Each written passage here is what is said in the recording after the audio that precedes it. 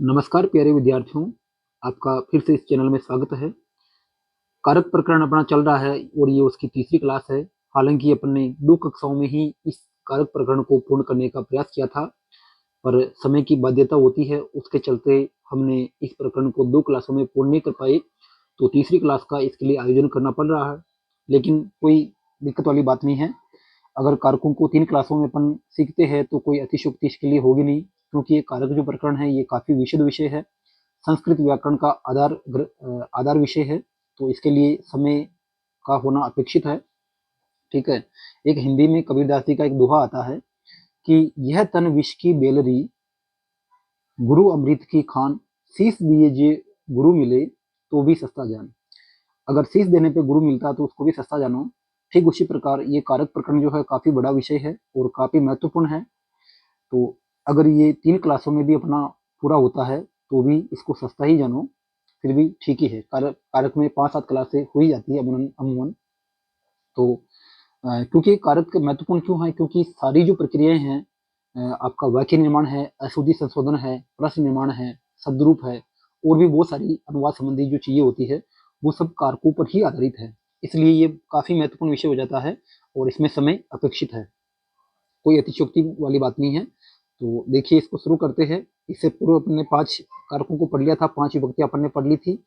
आगे जो है ये षष्ठी विभक्ति से अपन शुरू करते हैं। तो षष्ठी विभक्ति का जो पहला और महत्वपूर्ण सूत्र है वो है षष्ठी शेषे। षष्ठी शेषे, शेष में षष्ठी होती है। अब शेष क्या है, इस शेष को जानना आपके लिए जरूरी है। अब शेष को अपन समझते हैं, क्या है शेष। तो कारक प्रातिपदिकार्थ व्यतिरिक्त है, स्व स्वामी भाव आदि संबंध है, शेष है। कारक प्रातिपदिकार्थ, कारकों का प्रतिपादन करने वाले सूत्रों के व्यतिरिक्त अलावा, कारकों का प्रतिपादन करने वाले अर्थ के व्यतिरिक्त अलावा जो भी स्व स्वामी भाव, स्व यानी अपना, और स्वामी यानी स्वयं, हमारा और हम, इस भाव वाला जो संबंध होता है, या इसके अलावा और भी जो संबंध है, स्व स्वामी भावादि आदि में और भी संबंधों का ग्रहण हो जाता है। तो अपना और अपनेपन वाला, हम और हमारा जो संबंध है, हम तो स्वामी हो गया और स्व यानी हमारा। ठीक है, हमारा और हम वाला जो संबंध है उसी को शेष कहते हैं। मतलब किसी भी प्रकार के जो संबंध होते हैं, अभी संबंधों के प्रकार अपन देखेंगे, तो उसको शेष कहते हैं।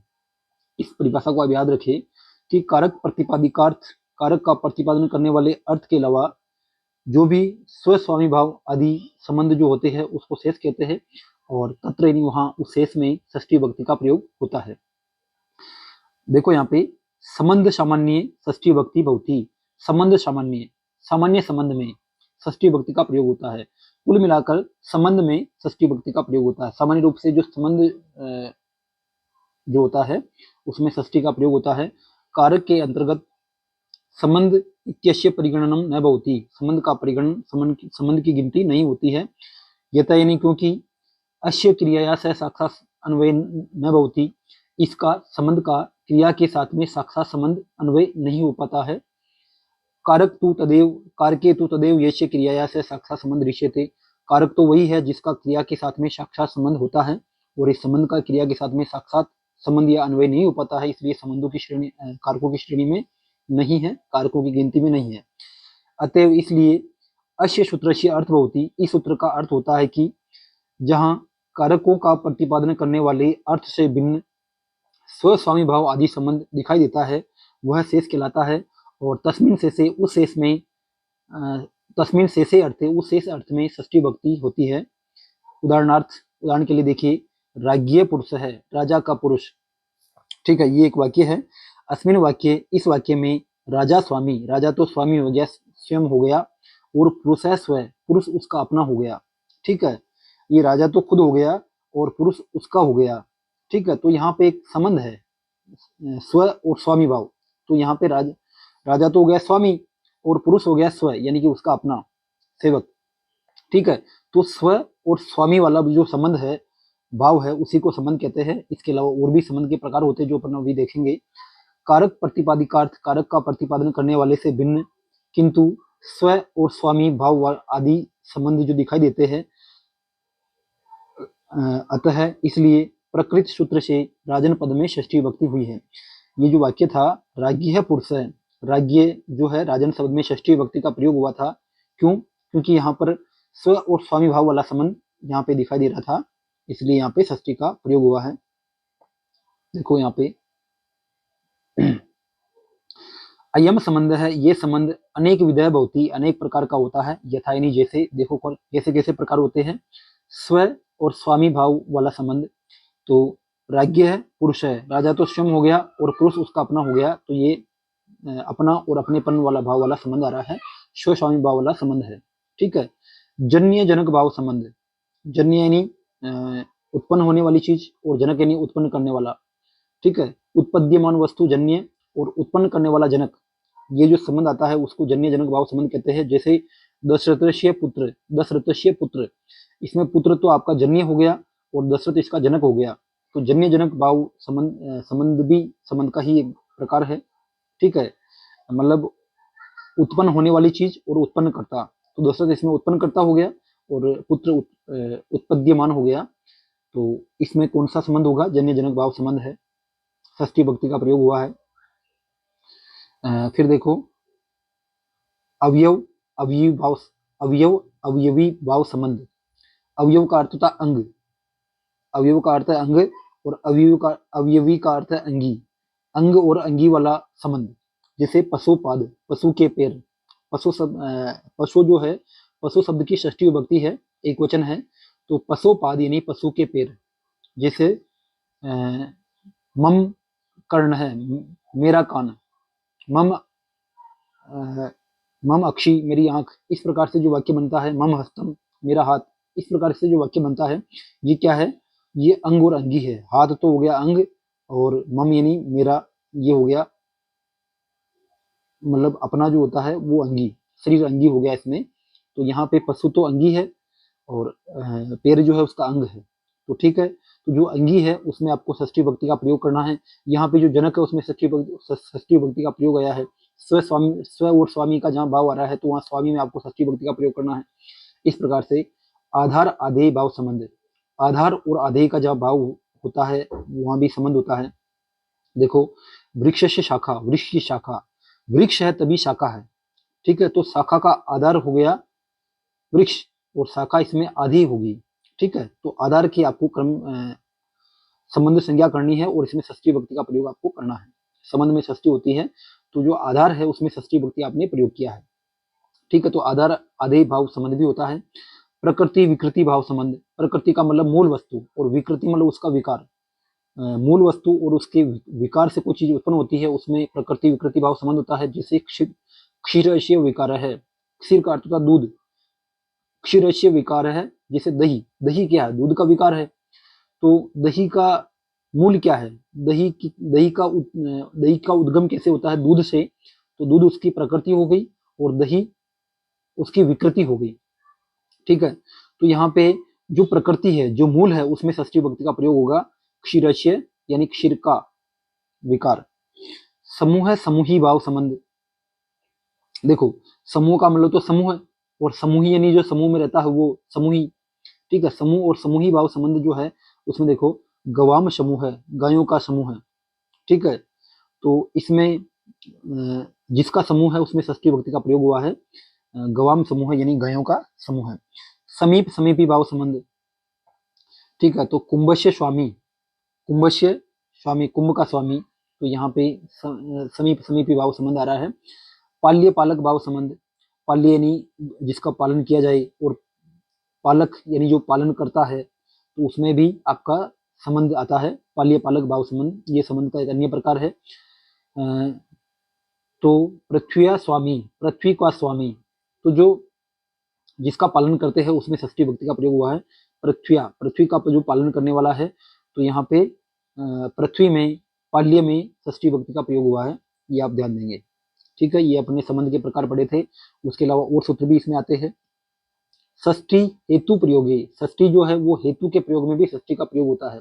यह ध्यान देंगे थोड़ा, एक अपने सूत्र पहले भी पढ़ा था उसका यहाँ पे टकराव हो रहा है। क्या कह रहा है इसको ध्यान से समझिए आप। हेतु शब्द प्रयोगे, हेतु शब्द के प्रयोग में हेतु यानी कि कारण में, हेतु में द्योत्य, हेतु का भी हेतु के भी प्रकाशित होने पर वहाँ षष्ठी विभक्ति होती है। देखो, हेतु शब्द का प्रयोग भी हो रहा है और वहां पे हेतु यानी कारण कारण के भी द्योतित होने पर, देखो यहाँ पे क्या आ रहा है, यहाँ पे आपका कारण कारण भी आ रहा है, ठीक है, और उसके साथ में हेतु पद भी आ रहा है, ठीक है, हेतु शब्द विशेष का प्रयोग हो रहा है, तो वहां पे षष्ठी विभक्ति का प्रयोग होगा। इसको एक बार समझे, अर्थात जिसमें वाक्य जिस वाक्य में हेतु शब्दस्य प्रयोग है, हेतु शब्द का प्रयोग दृश्यते दिखाई देता है, तथा और कश्चित हेतुओपि दृष्टिगोचरः भवति, कोई कारण भी, कोई हेतु भी, कोई प्रयोजन भी आपको दिखाई देता है, तो वहां पे उस हेतुवाचक शब्द में षष्ठी विभक्ति का प्रयोग होता है। वह इसको उदाहरण से समझे आप, अध्ययनस्य हेतु वस्ति, अध्ययन के कारण वो रहता है, ठीक है। आपने एक वाक्य पढ़ा था तृतीया में, उसमें आता है अध्ययन, अध्ययन, अध्ययन वस्ति, अध्ययन के कारण रहता है, अध्ययन, अध्ययन है ना, तो इसमें तृतीय विभक्ति का प्रयोग हुआ था, लेकिन यहाँ हेतु का शब्द से प्रयोग नहीं हुआ, ठीक है ना। तो यहाँ पे इसी वाक्य को ऐसे लिखे, अध्ययन हेतु वस्ति, तो ये वाक्य गलत हो गया।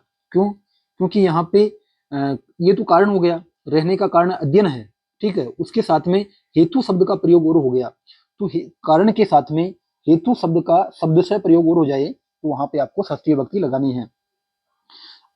अन्यस्य, अन्नस्य हेतु वस्ति, अन्न के कारण रहता है, तो दोनों में यहाँ पे षष्ठी विभक्ति का प्रयोग हुआ है। जो कारण है उसमें भी षष्ठी का प्रयोग हुआ है और हेतु शब्द में भी षष्ठी का प्रयोग हुआ है।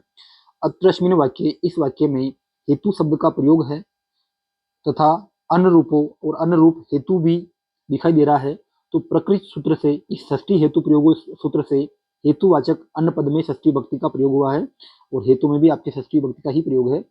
ये आपका ये सूत्र हुआ। ये जो बात है ये थोड़ी अलग बात है, इसका एक सूत्र अभी अपन पढ़ेंगे। यदा यानी जब, बहुसु बहुत में से, कस्यचित एकस्य किसी एक का, जब बहुत में से, बहुत सारी चीजों में से किसी एक को, जाति, गुण, क्रिया आदि विशेषता दिखाई जाती है, तो वहां विशेषण शब्द के साथ में षष्ठी का प्रयोग होता है, ठीक है ना। तो ये अपन अभी पढ़ेंगे, यतस्य निर्धारण सूत्र जो है उसके संदर्भ में इसको पढ़ेंगे हम। अगला सूत्र अपन देखते हैं, कर्तृ कर्मणो कृति, कर्तृ कर्मणो, कर्तृ यानी कर्ता और कर्मणो यानी कर्म, कर्म में कृति, कर्ता और कर्म में भी षष्ठी विभक्ति का प्रयोग होता है। कब? जब कृति, जब कृत प्रत्यय उनमें लगे हो, ठीक है, इसको समझे आप। कृत प्रत्यय योगे, कृत प्रत्यय के योग में कृत प्रत्यय के साथ में कर्ता और कर्म में षष्ठी विभक्ति होती है। इसका अर्थ ये हुआ, कृत यानी कर्ता, कर्मणो यानी कर्म में, कर्ता और कर्म में षष्ठी विभक्ति होती है। कब? जब उनमें कृत प्रत्यय का प्रयोग हो रहा हो, कृत प्रत्यय लग रहा हो, अर्थात कृत प्रत्यय से प्रयोगे, अर्थात कृत प्रत्ययों का प्रयोग। जानते हो कृत प्रत्यय कौन से होते हैं? जो धातुओं से होते हैं ना, धातुओं से होने वाले प्रत्यय जो है वो कृत प्रत्यय कहलाते हैं। कृत प्रत्यय के प्रयोग होने पर कर्ता और क्रम में षष्ठी विभक्ति का विधान होता है। जैसे एक वाक्य है, कृष्णस्य कृति, कृष्ण की कृति, कृष्ण की रचना, ठीक है। अब ये जो कृति पद है, ये कृति पद है, ये कैसे बना? ये आपकी क्री धातु में, यहाँ लिखते हैं, क्री धातु में कतिन प्रत्यय करने पर रूप बनता है कृति। तो इसमें क का लोप हुआ, न का लोप हुआ, शेष बचता ती। तो ये जो कृति है इसमें तीन प्रत्यय लगा है और ये तीन प्रत्यय जो है ये आपका कृत प्रत्यय है। तो कृत प्रत्यय युक्त पद के साथ में षष्ठी विभक्ति का प्रयोग होता है, कर्ता में या फिर क्रम में। तो यहाँ कृष्ण कर्ता है, ठीक है, तो कृष्ण के कर्ता होने से कृत प्रत्यय युक्त धातु के साथ में इसका योग होने से इस कृष्ण में आपको षष्ठी विभक्ति का प्रयोग करना पड़ा। ऐसे देखो, जगतः कृता कृष्ण है, जगत का कर्ता कृष्ण है, जगत का करने वाला कृष्ण है। तो यहाँ पे ये जो कृष्ण है, यहाँ पर भी क्या हुआ, यहाँ पे कृष्ण जो है कर्ता ही है, लेकिन ये जो कर्ता पद है, ये कर्ता पद है, ये कैसे बनता है आपको याद हो तो, क्री धातु में त्रिच प्रत्यय करने पर रूप बनता है कर्ता, ठीक है। त्रिच प्रत्यय जो है, त्रिच प्रत्यय जो है उस त्रिच प्रत्यय का ता शेष रहता है, तो क्री में त्रिच प्रत्यय जुड़ेगा, रूप बनेगा कर्ता। तो ये कृत प्रत्यांत शब्द है, ठीक है। त्रिच प्रत्यय भी धातु से लगने वाला प्रत्यय है, कृत प्रत्यय है। तो ये कर्ता जो है कृत प्रत्यंत शब्द है, इसलिए जो जगत पद है इसमें आपको षष्ठी विभक्ति का प्रयोग करना पड़ा। जगत है यानी जगत का कर्ता करने वाला कृष्ण है, ये इसका अर्थ हुआ। अगला सूत्र अपन देखते हैं, तुल्यार्थेर अतुल अतुलो उपमा उपमाभ्याम तृतीया अन्यतर श्याम। तुल्यार्थे, तुल्य अर्थ में, तुल्यार्थे तुल्य अर्थ के द्वारा अतुल अतुलो उपमाभ्याम, तुल्य अर्थ में इसको ये समझे आप, तुल्य अर्थ वाली जो चीजें आती है जहाँ पे तुलना होती है वहां पर षष्ठी विभक्ति होती है, ठीक है। और वहां पर तृतीया अन्यतर श्याम, तृतीया विभक्ति भी अन्यतर श्याम यानी विकल्प से वहां पे तृतीया भी होती है। तुलना की बात जहाँ कहीं हो रही हो तो वहां पे षष्ठी का प्रयोग करोगे और वहां विकल्प से तृतीया का प्रयोग भी होता है। तुलना में षष्ठी और तृतीया का प्रयोग होता है, ये सूत्र कह रहा है। तुल्यवाची शब्दानाम, तुल्यवाची शब्दों के योग में षष्ठी अथवा तृतीया विभक्ति होती है, ठीक है। तुल्यार्थ का मतलब तुलना अर्थ में, तुलना अर्थ में या उपमा अर्थ में, तुलना या उपमा में आपको षष्ठी या तृतीया का प्रयोग करना है, दोनों का प्रयोग यहाँ हो सकता है। तो सुरेश सुरेश सुरेश है, सुरेश महेशस्य तुल्य अस्ति, सुरेश महेश के तुल्य है, महेश के समान है, समानता यहाँ हो रही है, ठीक है। तो यहाँ पे आपने महेशस्य षष्ठी विभक्ति का प्रयोग किया है, लेकिन क्योंकि सूत्र कह रहा है यहाँ पे तृतीया भी कर सकते हो, षष्ठी भी कर सकते हो, साथ में तृतीया भी कर सकते हो। तो सुरेश है महेशेन तुल्य अस्ति, तो यहाँ पे चाहो तो आप षष्ठी कर दो तो महेशस्य रूप आएगा, और अगर ये षष्ठी नहीं करनी तो आप यहाँ तृतीया भी कर सकते हो। सुरेश जो है महेश के तुल्य है, महेशस्य तुल्य अस्ति या महेशेन तुल्य अस्ति, दोनों ही वाक्य सही है। गीता सॉरी सीता गीताया तुल्य विद्यते, सीता गीता के तुल्य है, क्योंकि ये स्त्रीलिंग है इसलिए यहाँ पे तुल्य पद का प्रयोग हुआ है। सीता गीता के तुल्य है, सीता गीताया तुल्य अस्ति, या इसी वाक्य को आप इस तरह से भी प्रयोग कर सकते हो, सीता गीतिया तुल्य विद्यते। यहाँ पे आपका षष्ठी का प्रयोग हुआ, यहाँ पे आपका तृतीया का प्रयोग हुआ, क्योंकि तुल्य पद के साथ में आप तो सीधा सा ये याद रखें, तुल्य पद के साथ में षष्ठी या तृतीया लगानी है, बस। ये आपका षष्ठी जो है खत्म होता है। इसके बाद में जो अंतिम कारक है वो अपन देखते हैं, और वो है अधिकरण कारक। क्या है अधिकरण कारक, सबसे पहले इसको समझते हैं। तो अधिकरण कारकम सप्तमी विभक्ति, अधिकरण कारक है, सप्तमी विभक्ति का प्रयोग होता है, अपने को पता है। अब इसकी परिभाषा देखें आप, आधारो अधिकरणम, आधार को अधिकरण कहते हैं, ये संज्ञा विधायक सूत्र है। अधिकरण किसे कहते हैं, तो आधार है, जो आधार होता है उसी को अधिकरण कहते हैं, ठीक है। देखो इसको व्याख्या देखते हैं, कर्तृक्रम द्वारा, कर्ता अथवा कर्म द्वारा तन्निष्ठ, उनके तत्तदनिष्ठ, उनके अंदर समाहित क्रिया या क्रिया का आधार, जो आधार होता है वही अधिकरण कारक कहलाता है। कर्ता अथवा कर्म द्वारा उनमें समाहित क्रिया का जो आधार होता है वही अधिकरण कहलाता है। उनमें निष्ठ जो क्रिया है, कर्ता और कर्म के द्वारा उनमें निष्ठ क्रिया का जो आधार है वही अधिकरण कारक कहलाता है। क्रिया या सिद्धो, क्रिया की सिद्धि में ये आधारो भवती, जो आधार होता है उसी को अधिकरण अधिकरण कहते हैं। क्रिया की सिद्धि में जो आधार है उसी को अधिकरण कहते हैं। कहने का मतलब ये हुआ, आधार बराबर अधिकरण, आधार को ही अधिकरण कहते हैं। कुछ क्रियाएं ऐसी होती है जिनका आधार होता है, जैसे रहना।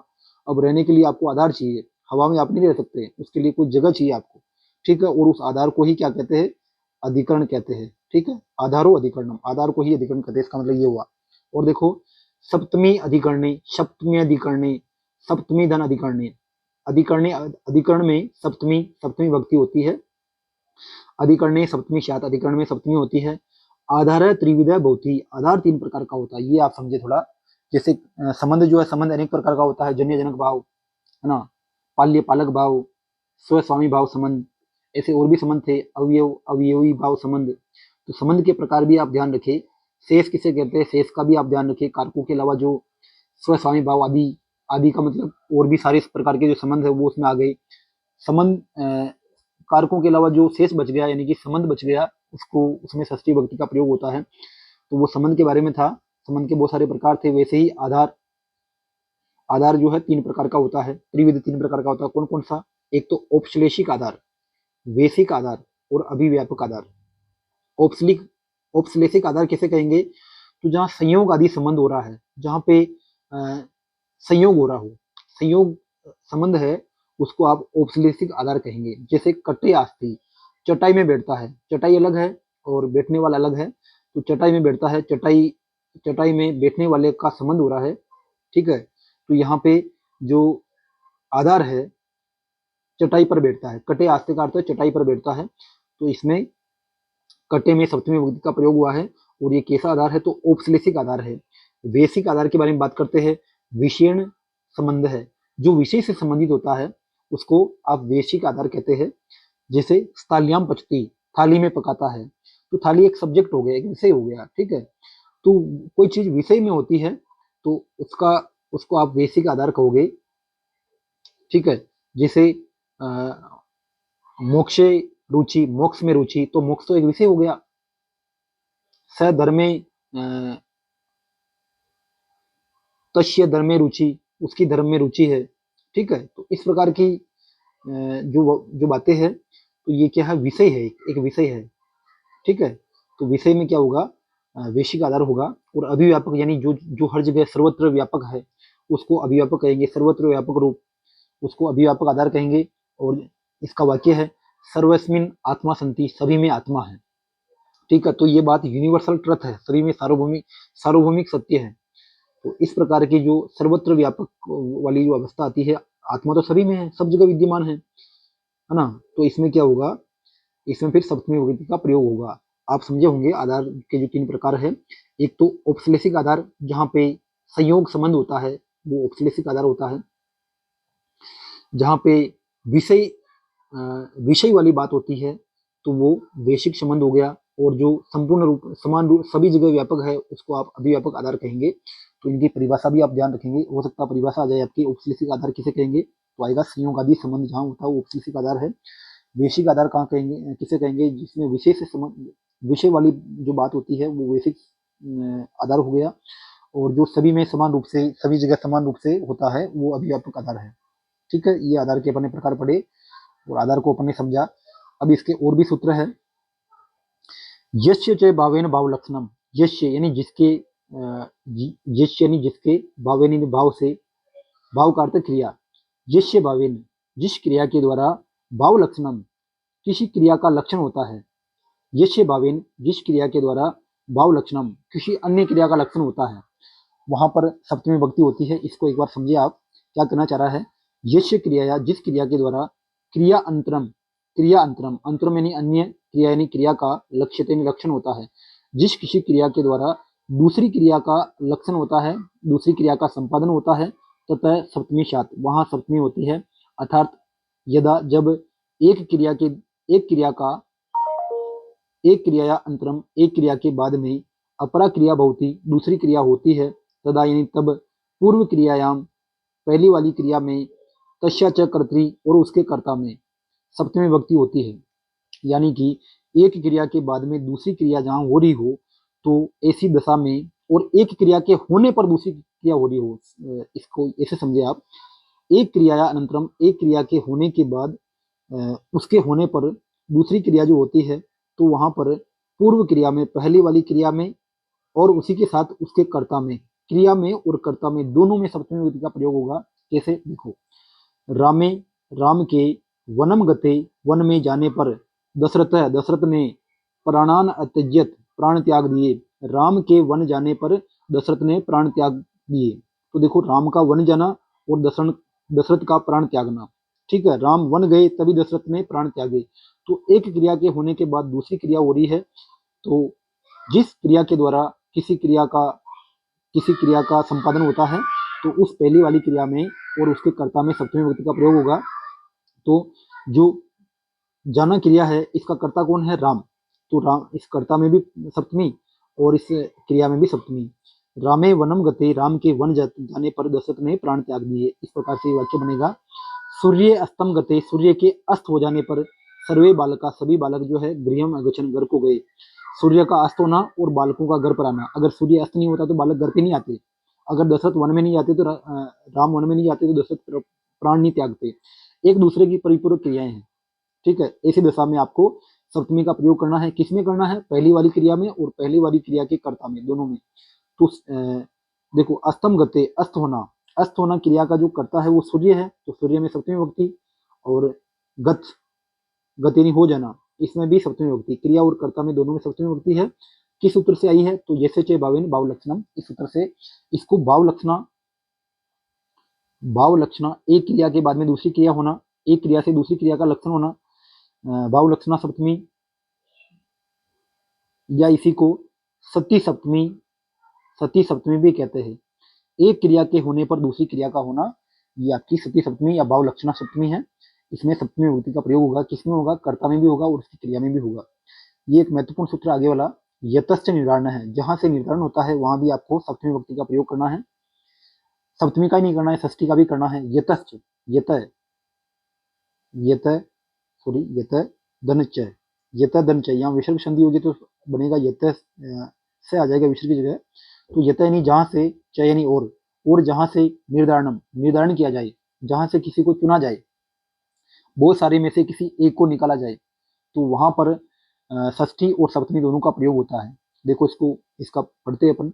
जाति गुण क्रिया, क्रिया संज्ञा भी, जाति गुण क्रिया और संज्ञा के द्वारा समुदायात, किसी समुदाय से, एक देशस्य, एक देश का, पृथक्करणम, पृथक करना, निर्धारणम, निर्धारणम यानी कि निर्धारण है।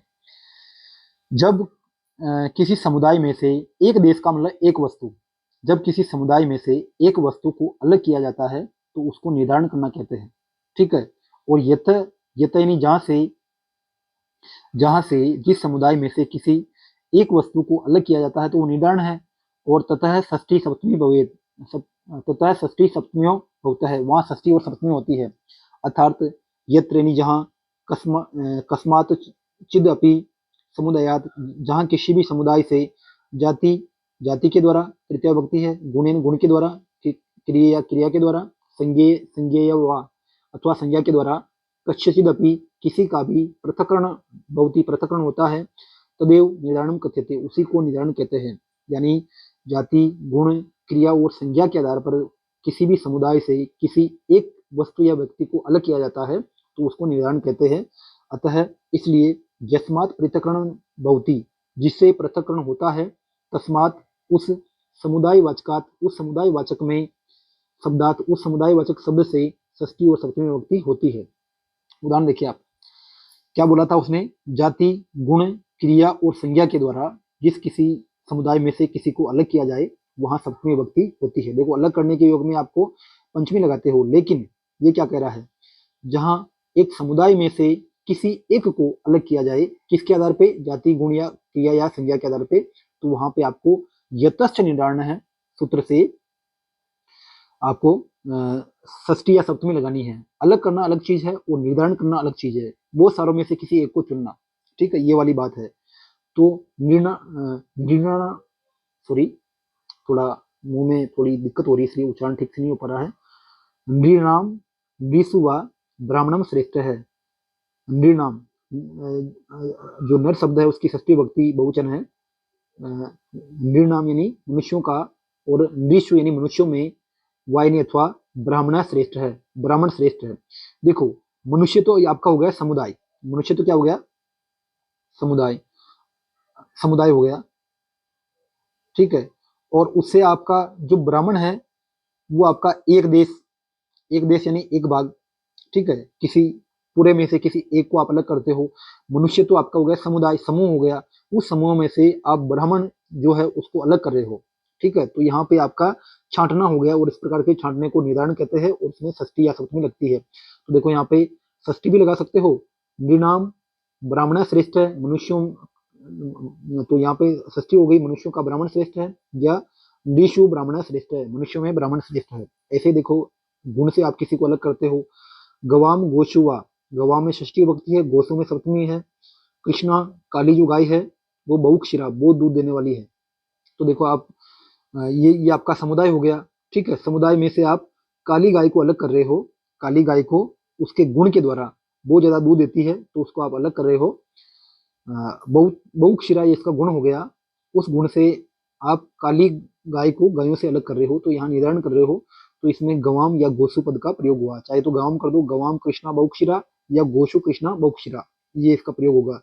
क्रिया, जहां क्रिया के द्वारा आप किसी को अलग करते हो, जैसे गच्छताम गच्छतसु वा, जाते हुए, जाते हुओं का, या जाते हुए में से, धावन यानी दौड़ने वाला, दौड़ते हुए, शीघ्र है जल्दी पहुंचता है।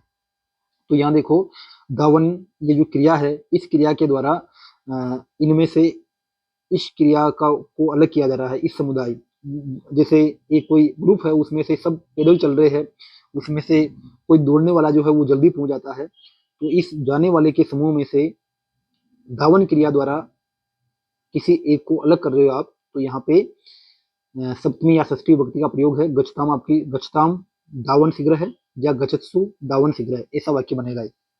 संज्ञा या संज्ञा के द्वारा जहाँ कहीं पृथक्करण हो, जहाँ कहीं निर्धारण हो, अलग किया जाए, छांटा जाए, तो वहां भी आपको षष्ठी या सप्तमी लगानी है।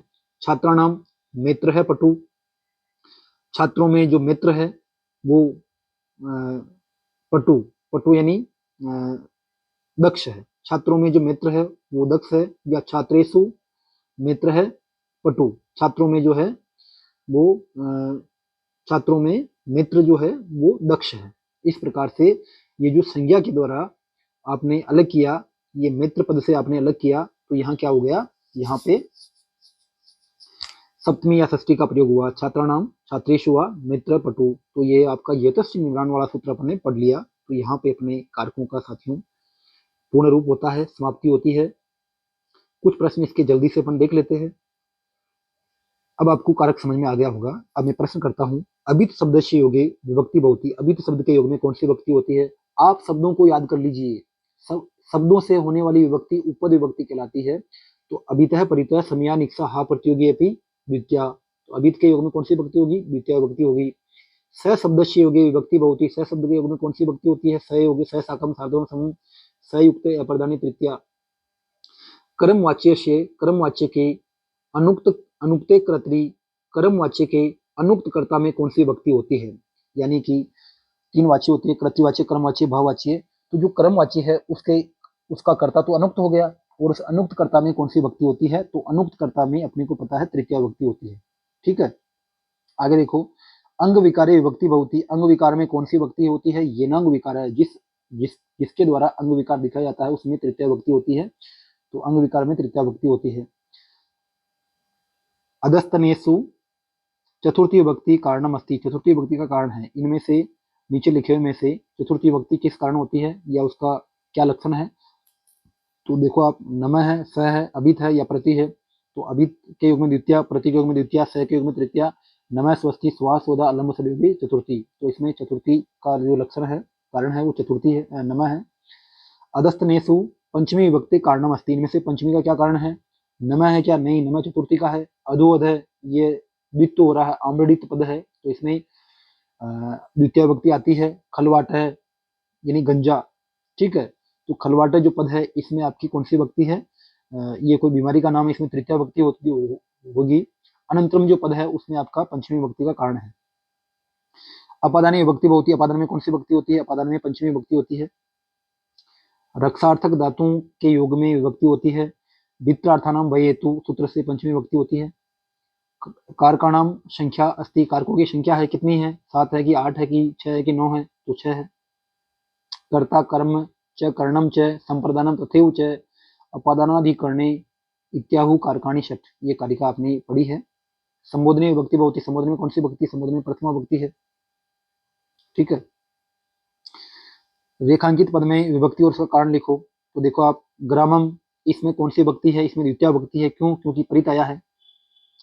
कविषु पद में कौन सी विभक्ति है? कविषु पद में सप्तमी विभक्ति है। क्यों? क्योंकि यहाँ से कविषु, कवियों में कालिदास श्रेष्ठ है।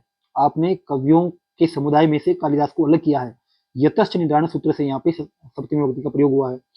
मुक्ति हरिम बजती, मुक्ति के लिए हरि का जाप करते हैं, तो यहाँ पे जो इसका प्रयोजन है तादर्थे चतुर्थी, है ना, जिस इसके लिए जो कार्य किया जाए वहां इसमें चतुर्थी विभक्ति हुआ है, ये सूत्र यहाँ पे लगा है। रामाय चतुर्दश वर्षाणी वने औषध, राम 14 वर्ष तक वन में रहे। ठीक है, तो वर्षाणी में कौन सी विभक्ति है? वर्षाणी में द्वितीय विभक्ति है। ठीक है, रामाय चतुर्दश, राम 14 वर्षों तक। ठीक है, कितने? जो 14, क्या? वर्ष, तो यहाँ आपका कर्म है, इसलिए इसमें द्वितीय विभक्ति हुई है। बालक सिंहात विवेदी, बालक शेर से डरता है। वित्रार्थानाम वही हेतु से पंचमी विभक्ति आई है। ब्राह्मण प्रजा प्रजायन्ते, ब्राह्मण जो है, ब्राह्मण से प्रजा उत्पन्न होती है, तो यहाँ पे ब्राह्मण से प्रजा उत्पन्न होती है, ब्रह्मा से, है ना। तो ये जो है यहाँ पे भू प्रभव धातु के योग में पंचमी विभक्ति का प्रयोग हुआ है। हिमालयत गंगा प्रभवती, हिमालय से गंगा उत्पन्न होती है, तो यहाँ पे भी आपका भू प्रभव धातु के योग में पंचमी विभक्ति का प्रयोग हुआ। सॉरी, यहाँ पे जो है जनी कर्तु प्रकृति है, इस हिसाब से यहाँ पे पंचमी विभक्ति का प्रयोग हुआ है। ठीक है, ये प्रजा जो है उत्पन्न होती है, न कि प्रकट होती है। प्रजा ब्राह्मण से उत्पन्न होती है, तो यहाँ पे जनी कर्तु प्रकृति सूत्र से पंचमी आई है, और यहाँ पे भू प्रभव सूत्र से पंचमी आई है। रामा देवदत्ताय सतम दार्य थी, तो आपने पढ़ा था दारी रुतमण सूत्र से। राम जो है देवदत्त से सो लेता है, देने वाला देवदत्त है, उत्मण में चतुर्थी होगी, दारी रुतमण सूत्र से चतुर्थी आई है। गुरुवे नमः, गुरु के लिए नमस्कार, तो नमः स्वस्ति स्वास स्वदास अलमसड योग से इसमें चतुर्थी विभक्ति आई है। ठीक है, अब ये बहुत सारी चीजें हैं, इनका लक्षण आपको लिखना, ये कर लेना, इतना ही इसमें होगा। ठीक है, अब देखो यहाँ पे अगर आप इसको करो तो इसको कैसे करोगे। ना अस्ति नहीं है, समय शत्रु, समय यानी के समान, तो इसमें आप क्या करोगे, तो इसमें आप करोगे समय यानी समान, तो इसमें करोगे क्रोधेन समय। ठीक है, सम यानी तुल्य, तो तुल्य अर्थ में आप षष्ठी भी लगा सकते हो और तृतीया भी लगा सकते हो। तो ना अस्ति क्रोधस्य या क्रोधस्य क्रोधेन वा समय शत्रु। शिष्या, शिष्या विद्याम गृह्णन्ति, शिष्या विद्या ग्रहण करती है, तो देखो विद्या जो है नियम पूर्वक होती है, तो आख्यातोपयोगी सूत्र से यहाँ पे गुरु शब्द में पंचमी विभक्ति का प्रयोग होगा और वो बनेगा गुरु। ठीक है, यहाँ पे गुरु आएगा। माता स्नेयति, माता स्नेह करती है। ठीक है, तो यहाँ पे इसका आएगा माता शिशु में स्नेह करती है ना। तो शिशु माता शिशु स्नेयति, माता शिशु पर स्नेह करती है, यहाँ पर इसका ऐसा बनेगा। बीत है बालक क्रंदति, डरा हुआ बालक क्रंदन करता है, तो बीत मतलब डरा हुआ बालक क्रंदन करता है, तो यहाँ आएगा चोरात, चोरात बीत है बालक है क्रंदति, चोर से डरा हुआ बालक क्रंदन करता है। तो ये आपका कारक प्रकरण यहाँ पूरा होता है। काफी समय अपने को लगा है, पर फिर भी चलो, कारक जो विषय थोड़ा विस्तृत विषय है, तो इसको हमने समय देकर के पूरा किया है, बहुत ही महत्वपूर्ण है, इसका आप अध्ययन करें और सभी प्रकार के सवालों का समय प्रकार से आप और इसका अधिकाधिक अभ्यास करें। आज के लिए इतना ही साथियों। कारक प्रकरण से अपन ने कोई भी चीज नहीं छोड़ी है, अगर आप इसका समय प्रकार से अध्ययन करते हैं तो ये केवल 4 नंबर ही नहीं देगा आपको, ये आपके बहुत सारे प्रकरण है उनसे इसका संबंध है, तो ये आपके लिए बहु उपयोगी विषय था। आज मैंने इसको पूर्ण किया। आज के लिए इतना ही, धन्यवाद विद्यार्थियों।